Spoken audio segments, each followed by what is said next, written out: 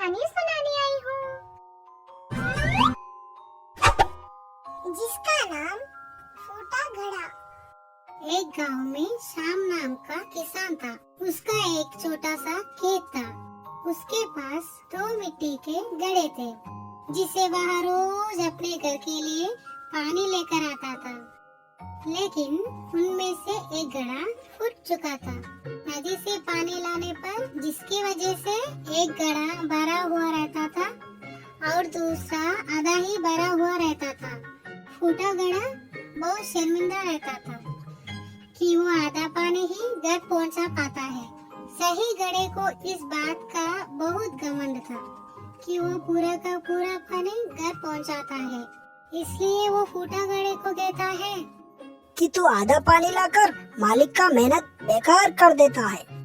ये सुनकर फूटे घड़े को बहुत दुखी होता है। इस तरह दोनों घड़ों की बातें सुनकर श्याम फूटे घड़े को कहता है, तुम सिर्फ अपनी बुराई देख रहे हो, पर मैं शुरू से ही उस बुराई के साथ छिपी अच्छाई को भी देख रहा हूँ। इसलिए मुझे कभी भी तुम में कमी दिखाई नहीं दी। तुम्हें ऐसा क्यों लगता है कि तुम मेरे किसी काम के ही नहीं हो? जाने अनजाने में तुमने मेरी बहुत मदद की है। पर वो कैसे? हर रोज जब हम नदी से घर वापस आते हैं तो तुम्हारा आधा पानी उस जमीन पर गिरता है, जिससे वहाँ फूलों को उगने में मदद मिलता है। तो तुम कैसे कह सकते हो कि तुम मेरे किसी काम के ही नहीं हो? इन सब में आपकी मदद कैसे हुई? वो ऐसा है कि अब मैं खेती के साथ साथ उन फूलों को भी बाजार में बेचने लगा हूँ, जिससे मेरे पास और अधिक धन आ जाता है। उस धन से मैं खेत के लिए ज्यादा और अच्छे बीज खरीद लेता हूँ।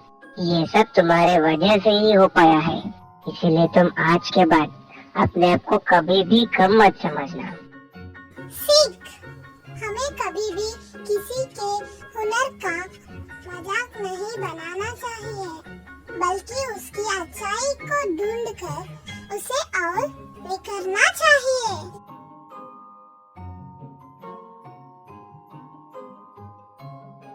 दोस्तों, ऐसे ही प्यारी प्यारी कहानी